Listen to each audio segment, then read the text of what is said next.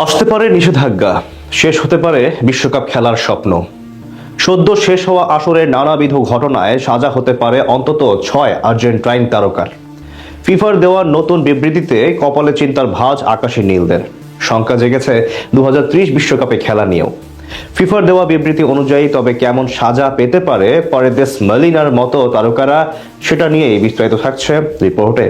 বিশ্বকাপ ফুটবল এলেই যেন আর্জেন্টিনাকে নিয়ে শুরু হয় একের পর এক বিতর্ক।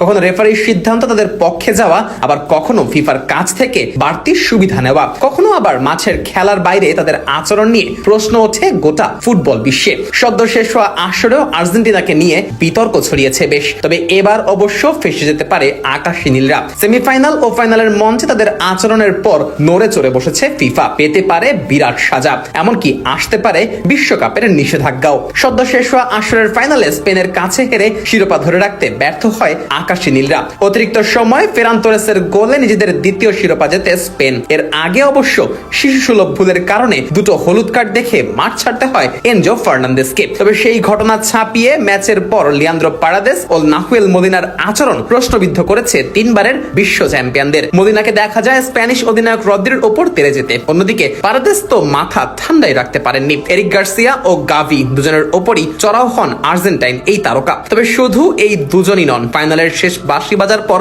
মেজাজ হারিয়েছেন বেশ কিছু তারকা ফুটবলারও। স্পেনের খেলোয়াড়দের সাথে অহেতুক তর্কে জড়ান অনেকেই। আর্জেন্টিনার সহকারী কোচ রবার্তো আয়ালাও তেড়ে যান স্প্যানিশ তারকা দানি ওলমোর দিকে। যদিও এর দিন কয়েক পরে আয়ালা এমন ঘটনার জন্য প্রকাশ্যে ক্ষমা প্রার্থনাও করেছেন। তবে ওলমো আয়ালার সেই ক্ষমা গ্রহণ করেননি, উল্টো তার উপর মিথ্যা বলার অভিযোগ এনেছেন।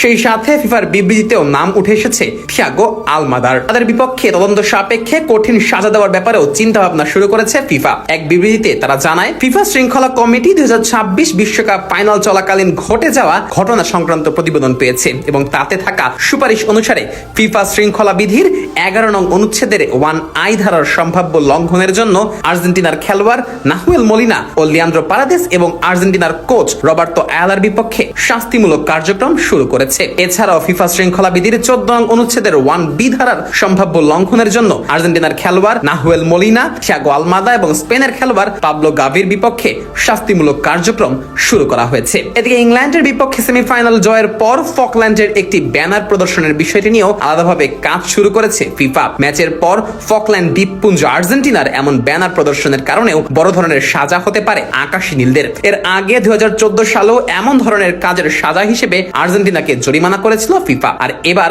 আবারও প্রায় এক যুগ পর সেই একই ঘটনার জন্ম দেওয়ায় ফেসে যেতে পারে ক্রিশ্চিয়ানো রোমেরো, লিসান্দ্রো মার্টিনেজ ও জিওভানি লো সেলসোর মতো তারকারা। আর এমনটাই যদি হয় তবে পরবর্তী বিশ্বকাপের ম্যাচে মাঠে নামা নিয়ে নিষেধাজ্ঞা পেতে পারে আর্জেন্টিনার এসব খেলোয়াড়েরা। যদিও এ ব্যাপারে অফিসিয়াল কোনো বিবৃতি এখন পর্যন্ত দেওয়া হয়নি আকাশী নীলদের। তবে সাড়া দেওয়া হলে তার প্রভাবটা যে পড়বে 2030 বিশ্বকাপে, এটা এক প্রকার নিশ্চিতই বলা যায়।